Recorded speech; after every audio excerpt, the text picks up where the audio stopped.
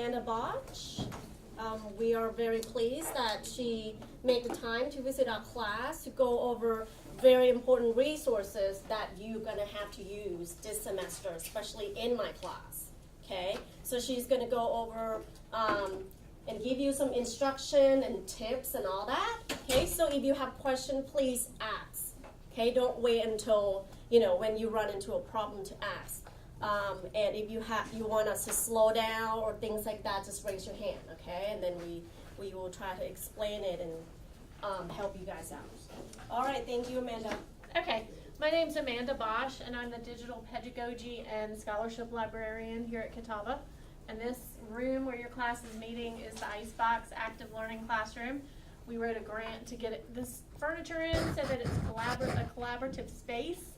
We're working on changing the way that we do instruction with library instruction so it's more collaborative and more engaging. What I've done for this class, because what your professor requested, is a research guide. And you can start with the library homepage. This guide will be up after the class session, so you can use it as a resource. If you go to the page, I clicked on research. And then if you click on business and economics, this guide is the one that says marketing Cook-Bosch. Okay, so to start with, what we're going to do today is take a look at the library catalog and how to search that. Then we're going to look at how to determine what source to use, what type of journal we want to use when we're using research. How do we decide what to use, what to look at, using databases to find journal articles? Not all journal articles are created equally. We're going to look at websites. We're going to use APA citation in this class for the research that you do. So to start with, if you think about research in the past, when you wanted to use a library resource, you had to physically go to the library and search and see what holdings that library had in that building. We're not limited to the books that we have in this building. We have something called interlibrary loan. So you can be at home, you can use our catalog, you can see what things are in the Catawba Library, but you can also see what things are held worldwide that you may want to request an interlibrary loan for.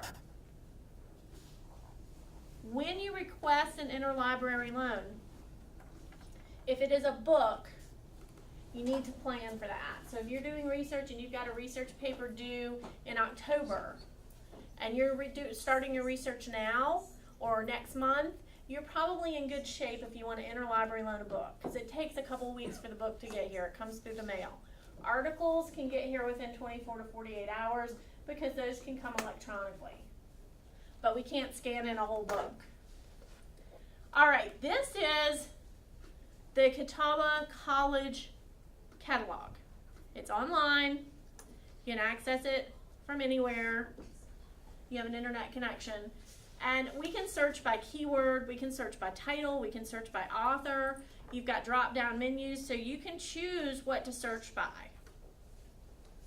So if I do a keyword search for marketing,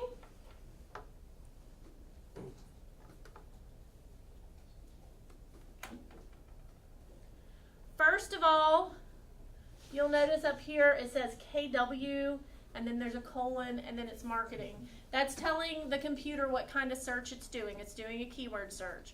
You don't need to know all of that, because all you have to do is click Advanced Search, and from those drop-down menus, you can tell the computer what type of search to do. You'll notice, how many results do I have? Yeah, about 5 million. So obviously, I cannot scroll through 5 million results. So I want to narrow that down.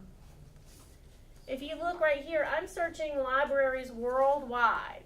So this is every library in the world, what they have. The first book is actually not a book, it's an e-journal.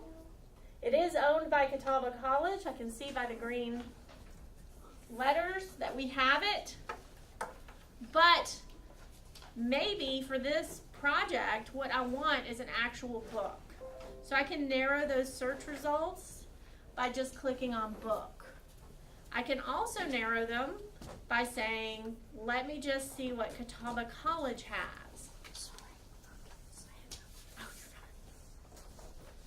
Okay, so, and actually when I did that, it took the book filter off, so let me put the book filter back on. This is what I have at Catawba College, about 960,000 results versus 5 million. When I just choose book, I'm down to about 4,500 results. About 3,000 of those are ebooks that you can download. So if I really want to narrow them down, and I want an actual print book, I can get rid of everything else, and I can get down to about 1,400 results. You can see there's even a Braille book if I wanted that. There's a question there? Why can't I just Google it? That's a great question.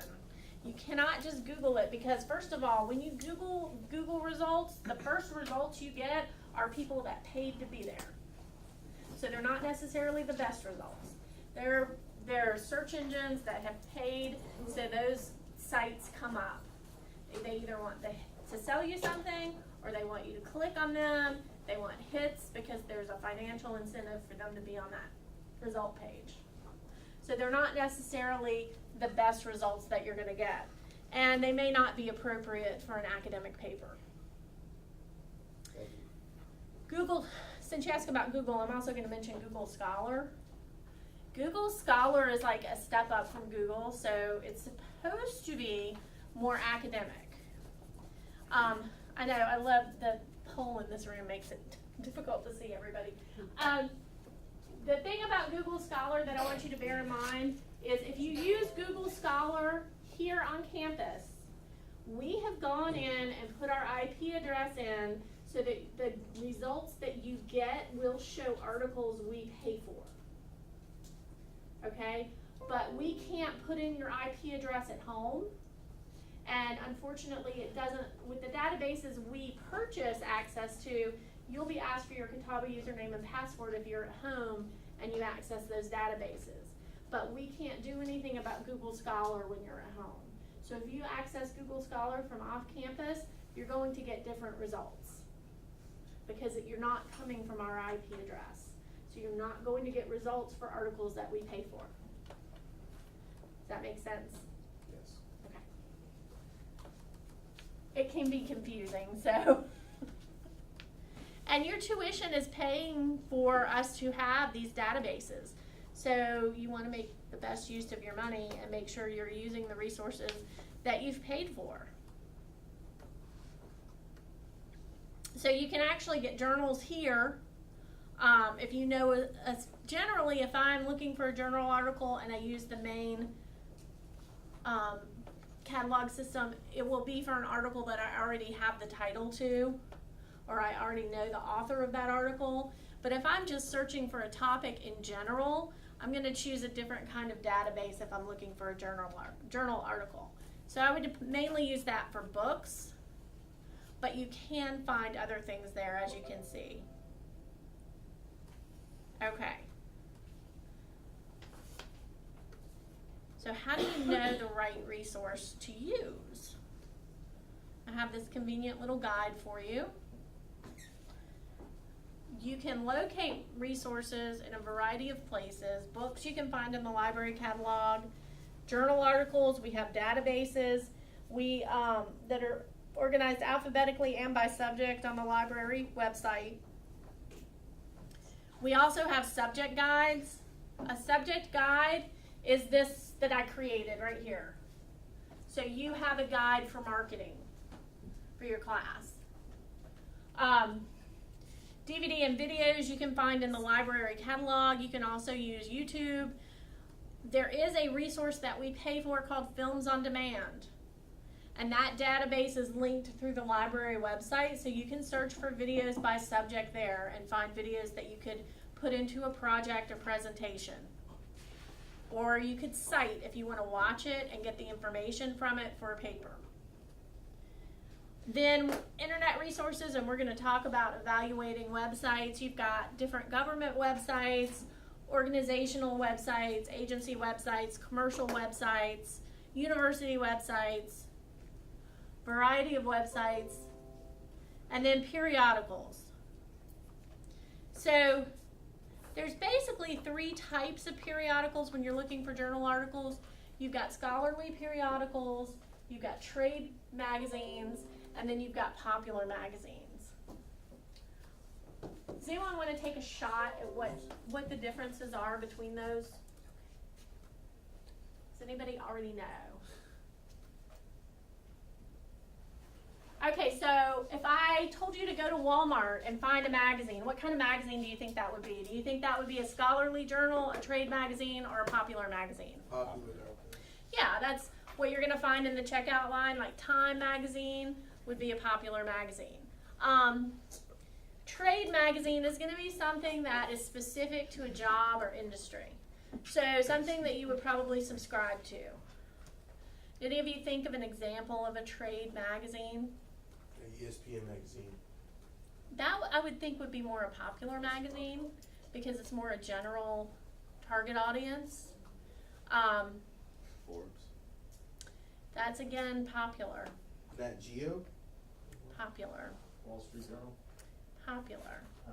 So You some guys- some you subscribe to. Yeah, they're all subscribable too, but more of like an industry magazine. So if I'm a teacher and I subscribe to Education Weekly, that's a trade magazine. That's Or like a for that profession, or like a specific to the profession. construction magazine or something. Yeah, if it's specific to the industry for industry professionals. Think about who the target audience is. Is the target audience a professional in that field? Or is the target audience anyone? Okay? East Bay. And I actually have some examples down here if you get confused.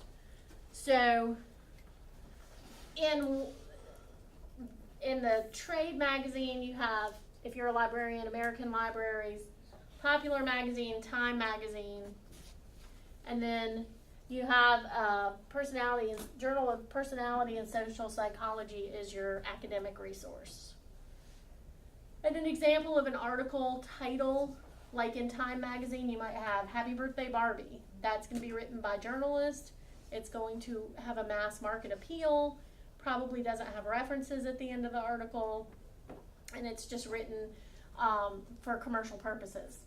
And then Industry Magazine, to Mattel, Barbie represents girl power unapologetically.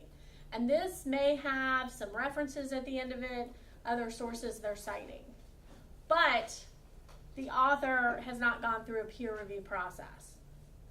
And I'll explain that in a minute. And then the sample article title from the academic journal, Football Pitches and Barbie Dolls, Young Children's Perceptions of Their School Playground.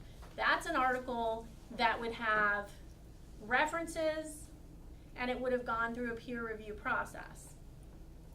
So what is a peer review process?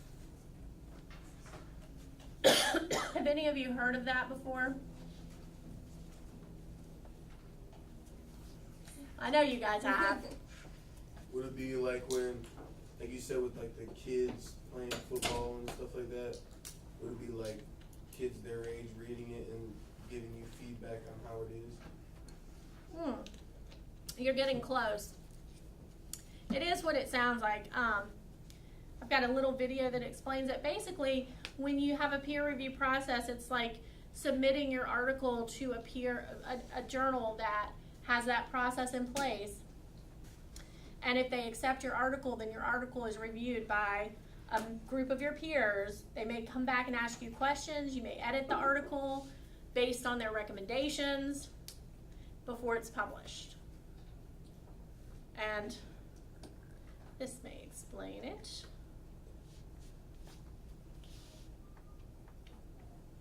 And I may get some buffering here with the airtime.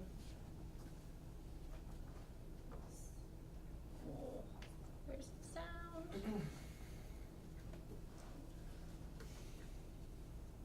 There we go. But what is a research article, and how does it get published in a scholarly journal?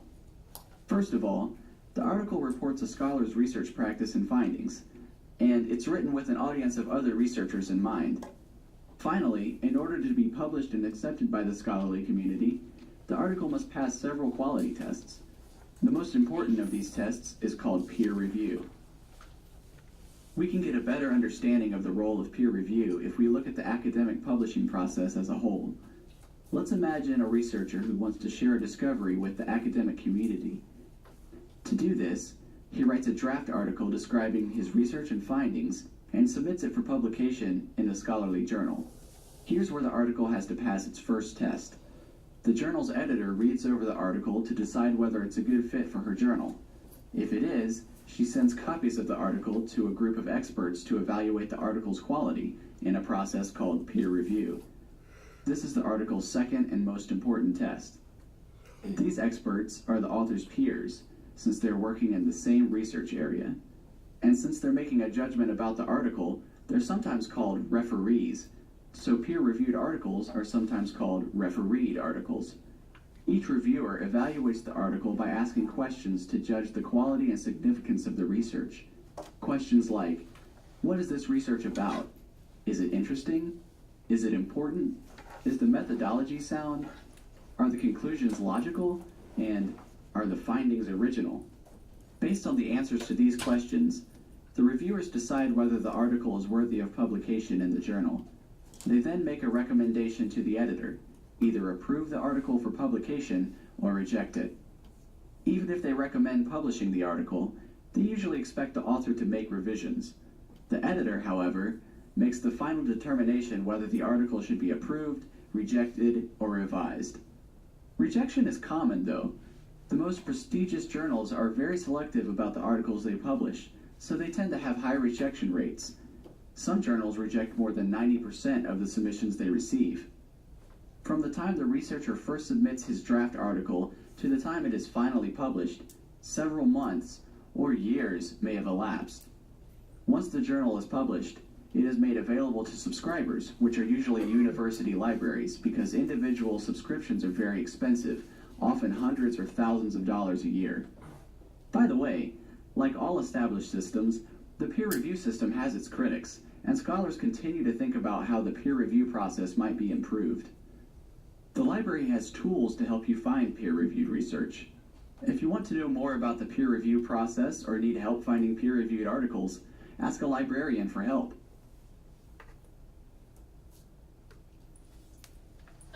Scholarly articles, academic articles, peer-reviewed articles. You may have heard these terms used by your professor, but what did... Okay, let me go back to that library website and pull up our guide again. And if you don't know how to get there, just watch me. This is how you get to the guide after class. Hey, Ryan, questions? Oh, What would be the point of having like your journal posted, like your articles are posted to the journal if it takes like a year? Wouldn't it be like how like then? well, academic journal articles will typically have a longer window because they're more rigorous. So the fact that an article was reviewed by a board of peers means that there's more authority in that article and more accurate information. So if you're writing a paper for a class, which do you think would have more authority if you're using it in a paper?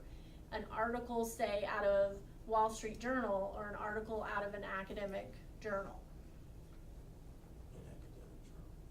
Because it's been through that research process. And as far as professionals, especially academians, when they publish on that journal, it has an impact on their CV, like resume, right? It helps with promotion. It helps with how they further their career, right? And of course, published information that academia has found, right? And research that's published moves research forward. So that's how we move research forward, and in addition to building people's career and adding prestige to a resume or a CV. And then obviously being published in an academic journal it has a high rate of, like if they're over 90% of the articles that are submitted, they're not accepting, and you get an article published in there, that's quite an accomplishment career-wise, to have an article accepted, reviewed, and then published. So, and then obviously from there, as a student, when you're using an article like that in your paper, and you're quoting that to support what you're saying in your paper, you're demonstrating that you're using a high level of quality of research to support the arguments you're making in your paper. So that's going to have more weight than if I'm just using something from a Wall Street Journal or a Time magazine. Does that make sense? That makes sense. Okay, so databases. I'm going to show you a database, and then you guys are going to have the chance to look for an article and cite it.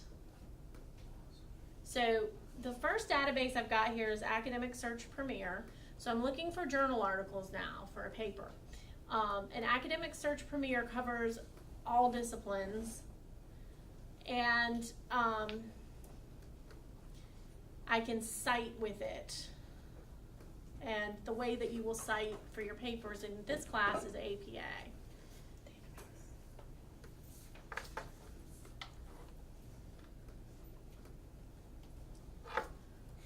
So one of the first things I want to show you when you go to these databases, you can limit your results. And if you know a specific you have to think of research like being a detective. So say you have a topic that you're looking for, and you find a series of articles and they all seem to be coming from the same journal. You may want to turn your search around and search for that journal, and you can find it online and browse through it, and that might generate some ideas if you're stuck. So you can search by title of publication, but for our purposes, we're going to search for a subject, and we're going to do full text because we want to get full text articles. If I don't check this, I may get abstracts. Abstracts are summaries of articles. If what I'm looking for, if I check this and I do not get any results, I may want to take the full text off so that I get more results, and that would be something I could get an interlibrary loan request for. And if you have any questions about interlibrary loan, just come see the librarians. We'll take care of making sure we get articles for you if they're not available through our databases. The other thing I can check is to make sure that I have peer-reviewed sources. That's those academic journals. All right, so I want full text.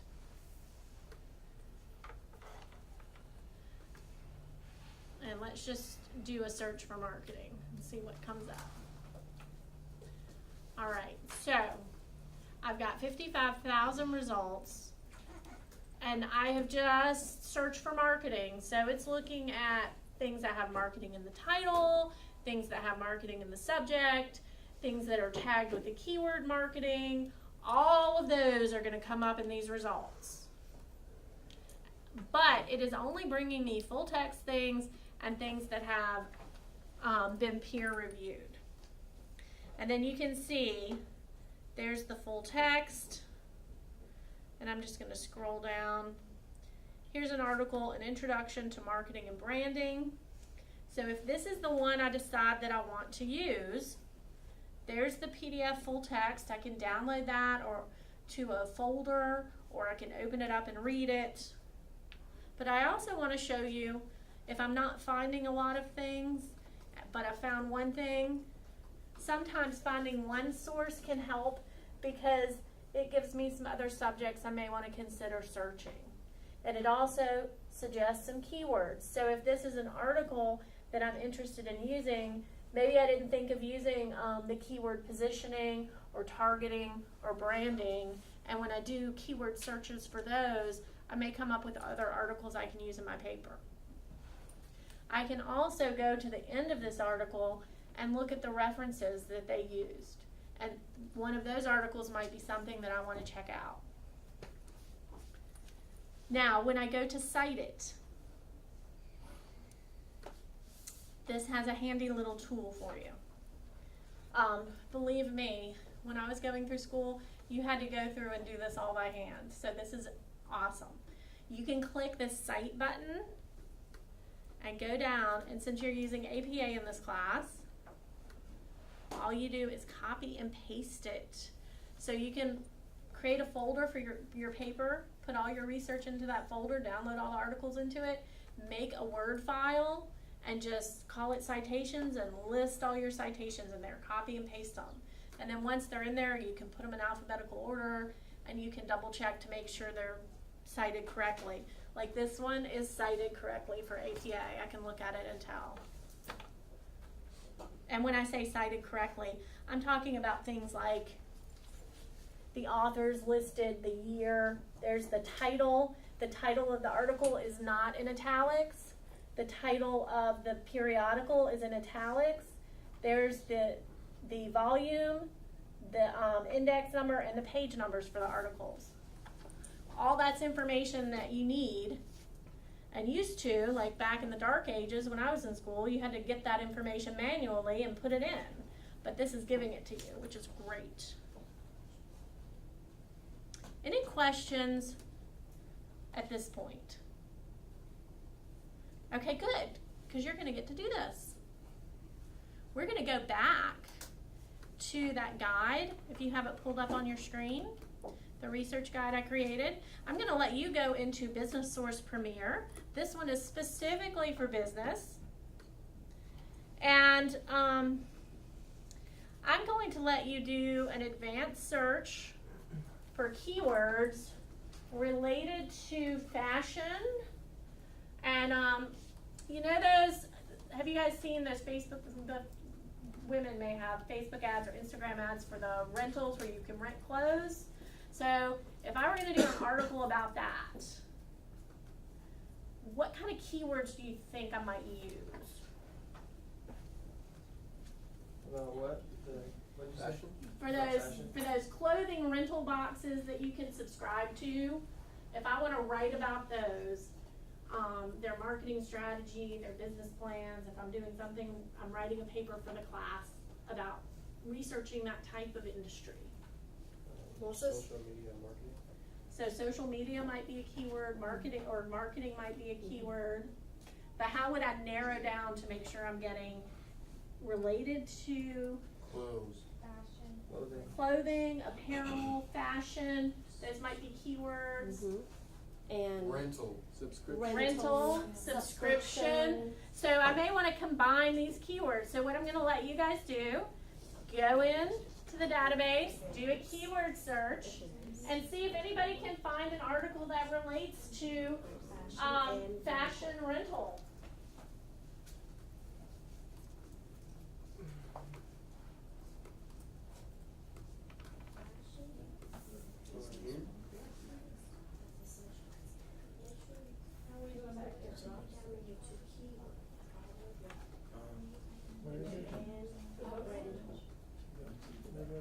So go ahead and click on that. make sure that in the drop down menu when it says select a field, optional, you might want to click on the drop down menu and select keyword. When you get your results, I want you to notice if they are full text. Did you get a full text result? No results. Yeah, remove clothing. Because you have that up there. Like the more keyword you add, the more narrow it will be Okay. keyword research. Let's take full text off. And keyword view off. Now try searching. Okay.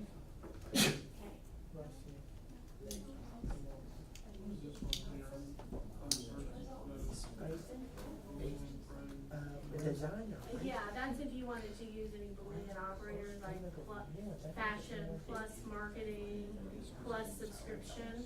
But really with this up here, you don't need to worry about those because it puts them in for you.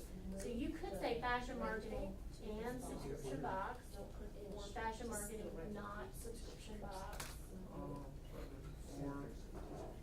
I would probably do I would start with and, and if you don't get anything, maybe expand it a little more. But if you do and, you have to, oh, Oh, I see. Yeah. Okay. The leasing land. Where's mine? Did you get No, some? it's other Did you want some?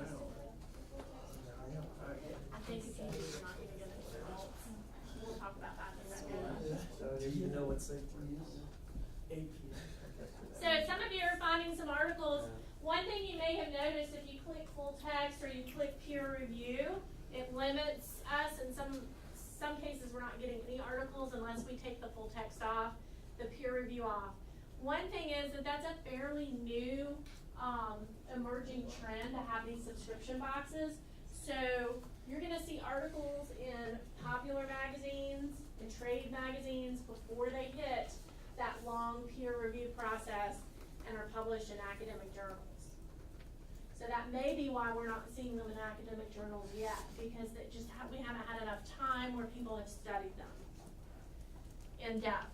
So once you choose an article, go ahead and click the citation button for that article and select an APA citation. That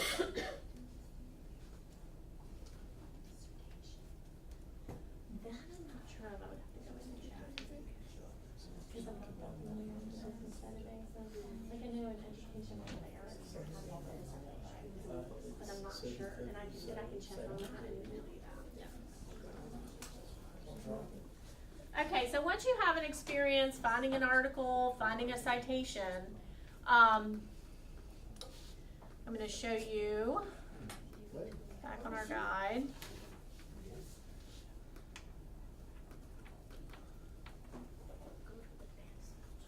Should have set it up so it opened everything up in new boxes instead of just continuing on.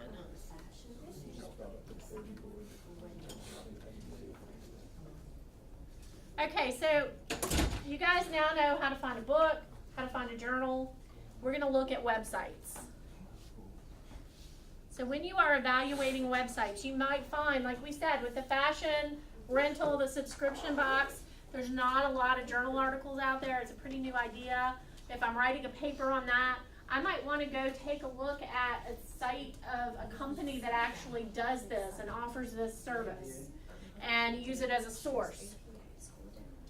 So there's nothing wrong with using websites as long as your professor is okay with you using them as a source, but you do need to make sure that they follow some specific guidelines, or that there are things that you look at about the site to determine if it is appropriate to use.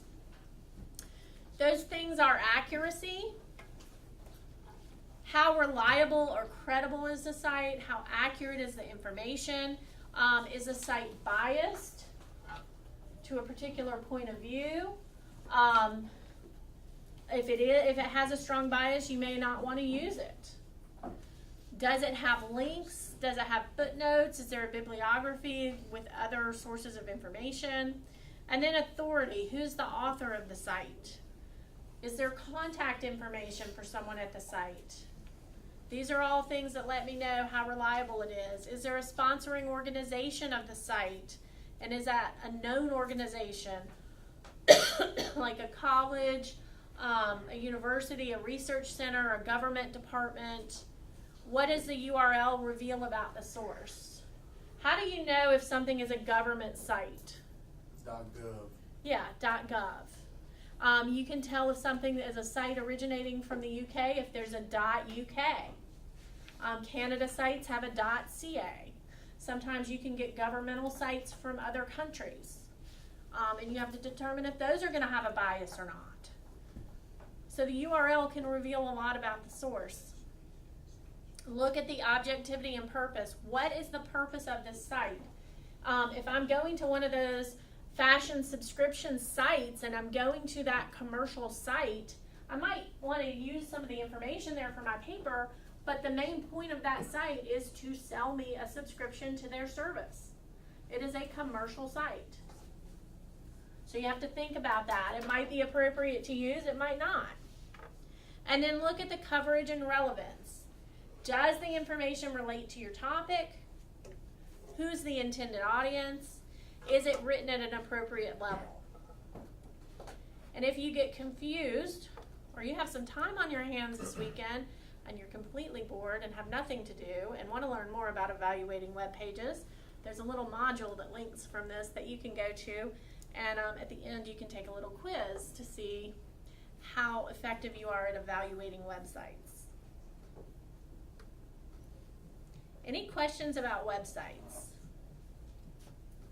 Okay, one last word about APA. You're using APA, and so I've added a link on this guide for APA citation guides.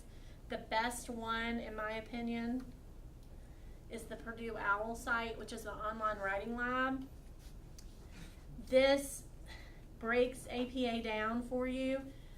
If you're writing your paper and you're confused about how to do a citation, it's got examples of in-text citations. It even shows you exactly how you can do short quotations and long quotations.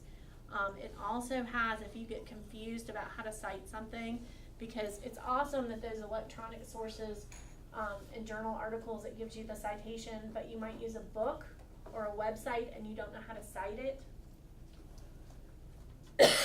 If you go here, you can click and see all different kinds of how to cite things, like articles from online periodicals, and then articles from databases, how to cite electronic books, and they've even got, I'm scrolling down because they even, I think, have blog posts down here, how you can cite blog posts. Yeah, online forum or discussion board, blog posts. So basically it tells you how you can cite any kind of electronic resource. So if you get confused about how to cite something, this is the first place I would go. And you have a link to that in your guide. Okay. I forgot to mention something here. Some of you may want to search in your papers. I don't know what paper assignments you're going to have this semester, so you might need to find these North American industry codes, and you can search by this classification system, and those are available at this website. So like if I'm researching the clothing industry, I can go to this site, I can look up the clothing industry, and I can get a code, and then I can search for things related to that code. And then I can actually drill down to specific companies, and every company has a code.